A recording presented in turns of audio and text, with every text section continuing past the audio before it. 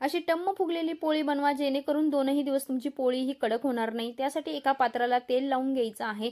त्यानंतर तुम्हाला जेवढ्या पोळ्या बनवायच्या आहेत तेवढ्यानुसार तुम्हाला पीठ घ्यायचं आहे. त्यामध्ये चवीनुसार मीठ ॲड करायचं आहे आणि जास्त पाणी टाकायचं नाही. थोडं पाणी ॲड करून काय करायचं आहे, पीठ जास्त कडकही नाही आणि जास्त सॉफ्ट पण नाही, जास्त सैल पण नाही, ह्याप्रमाणे मध्यम प्रमाणात पाणी टाकून या पिठाचा गोळा बनवून घ्यायचा आहे. त्यानंतर तुम्हाला हे पीठ 5 ते 10 मिनिटांसाठी झाकून ठेवायचं आहे, की जेणेकरून हे पीठ एकदम सॉफ्ट होतं आणि त्याची बाइंडिंग व्यवस्थित छान होते.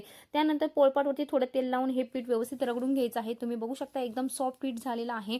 त्यानंतर तुम्हाला गॅसवरती तवा ठेवून हा हाय फ्लेमवरती ठेवायचा आहे, जेणेकरून तवा हा व्यवस्थित तापला गेला पाहिजे, आपली पोळी कडक होणार नाही.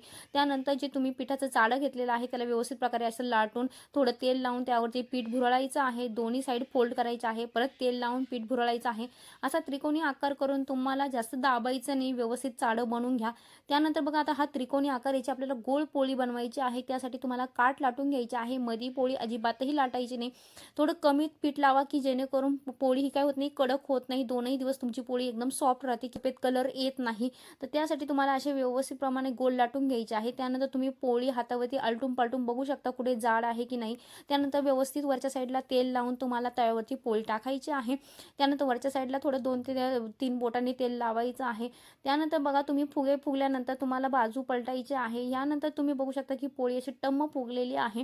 अशी टम्म फुगलेली पोळी 2 ते 3 दिवस कडक होत नाही. तुम्ही बघू शकता हिचे 2 ते 3 लेअर पडलेले असतील. तर अशीच तुम्हाला जर पोळी बनवायची असेल, मी ज्या पद्धतीने सांगितलेले त्या पद्धतीने स्टेप्स फॉलो करा आणि अशाच नवनवीन रेसिपीसाठी चॅनलला सबस्क्राईब केलं नसेल तर चॅनलला सबस्क्राईब करा.